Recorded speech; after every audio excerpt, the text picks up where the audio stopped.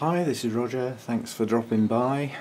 The floor's drying out, which is a shame because I'm about to probably get it soaking wet again, so I need to water today. I did say I was rationalising this collection, so I'm just going to go over my criteria. First of all sickies go in the trash. Those with signs of being sick go in the trash. Unfortunately, that's not a lot, so we need to go down the line a bit further. Rescue orchids are suspect, yeah, so I need to look at the plant, how well is it doing, and if it's coming on well, then have a think about what am I working towards. Are these blooms special? Is the plant easily replaced at blooming size? Yeah, so there's that sort of thing. Next thing I want to look at is blooming period.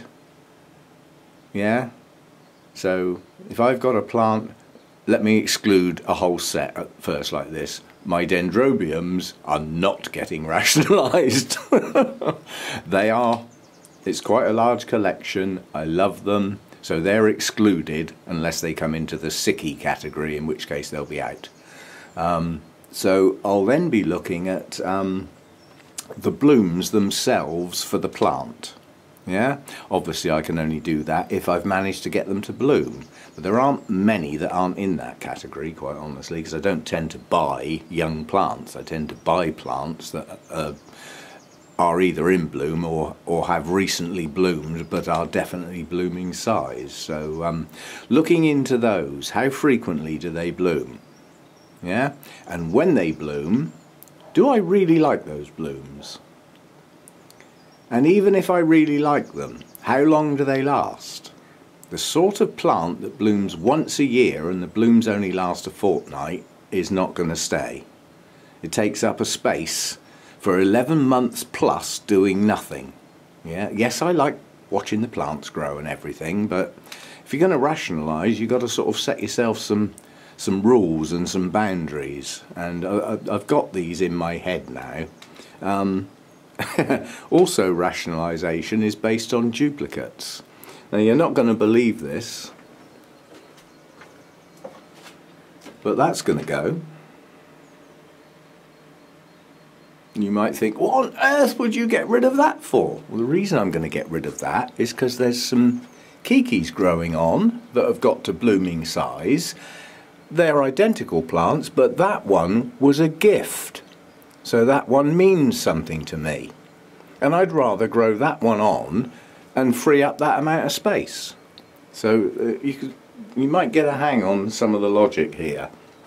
I have one cattleya, well, it's in fact two plants that are in a bad state. They were in a bad state for a huge amount of time, and my logic says, in the trash with you two, haven't got the time or the patience. But one of those plants, if it fully recovers, was promised to somebody, which I will uphold.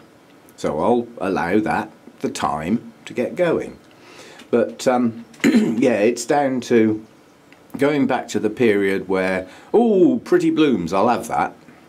And then after a while you sort of think, yeah, I've got two or three that are incredibly similar, so which is the one that's got the best blooms that last the longest? And we'll keep that one and get rid of the others. So that's the sort of rationale that's going to be going on. And in addition to that, young plants. Now, I don't buy young plants, but one way or the other I seem to have acquired some. They won't get thrown out. I don't throw away a healthy plant, but what I can do is offer those plants to somebody else. And out of the young plants that I've got lurking around, I'll do a bit of homework first and actually find out, well, when this gets to blooming size, what are these blooms like? Are they pretty special? Well, in that case you can probably stay. I don't mind bringing on some young plants, but I don't want a grow room full of the flipping things. Even though at that size they don't really take up much space. And the next thing is, yes, I quite like this plant, but how can I reduce the space it takes up? And the simple answer is to mount it and get rid of the pot, which takes up shelf space. So that's the sort of logic. It's not going to be an overnight decision because there's work to do on some of them, you know, looking up how long the blooms last from my records, or what the blooms look like if it hasn't bloomed. Internet. Well done, the internet. But yeah, it's probably going to happen over a few weeks, something like that. And when I've finished, the plants that are healthy, that I don't want, I'll make a video of. That won't be an easy video to do because they're going to be all over the place. But it's worth the effort to get them out as separate entities and film them and offer them to other people. Yeah? I don't want to throw away healthy plants. But I also don't want to keep all the plants I've got. So that's the logic, basically. There's a few other sort of things that will come into the decision, but things that were gifts that have a meaning or a history, you know, providing they're healthy, they can stay, simply because they're a memory of something or someone, you know. They're not just plants. But that's the logic, and as I said, it will take place over a period of time, and yeah, I'll let you know how I get on. But I don't plan on filming anything else today. As a result of the previous 2 days' workload, shall we call it, I ache all over. Now, standing up's fine. Sitting down's fine. The transition between those two positions is not funny at all. And getting downstairs this morning was nearly sitting on my bum and coming down one stair at a time, because taking a step down the stairs really twanged my legs. So I won't be going upstairs till it's flipping bedtime. And I think a long hot bath is in order this afternoon when I've finished all my work.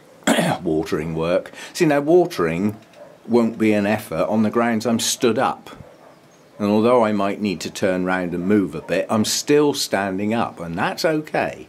And the thing that's really surprised me is, although I've said everything aches today, my back doesn't. The one thing I was expecting to have trouble with has stood the test. Probably because I was being ultra careful about that particular problem. But that's the workload for today. Get as much watering done as I can till I get fed up. I suspect my energy reserves will be a bit low today, so I'll get as far as I can without pushing it, and then continue tomorrow with what I don't get done. But over the next 2 days we'll get back into watering and feeding if necessary, and see where I go from there. But that's my rationalisation logic. It's got to be harsh. Otherwise, I don't have room for plants that are still on my wish list that I may come across. We're coming into show season, the vendors will be around. I might see some off my, you know, wish list, and I need room for them. And like I've always said, the thing that gets forgotten quite a lot is, if your plants are healthy and strong, they're going to get bigger. And they need some space to grow into. You know, plants that have outgrown pots need to go in a bigger pot. You know, you've got to accommodate and allow for growth. And when your plants are all squashed up now, you have to sort of stop and think, what the hell are they going to be like at the end of the season, growing season, if I have a successful growing season? You know, everything's going to be that much bigger. So I'm still on the grounds that I've got hanging space coming out of my ears. I will work on that. And yeah. I don't think after I've done this it will be sad, from my point of view, that those plants are gone, because I can then get my mindset around the ones I have got and see them grow and do well and produce their blooms and all that sort of stuff. Does the number of plants matter that much? Or is it more about having nice healthy plants growing well and blooming? And I think it's the second. See you next time. Bye for now.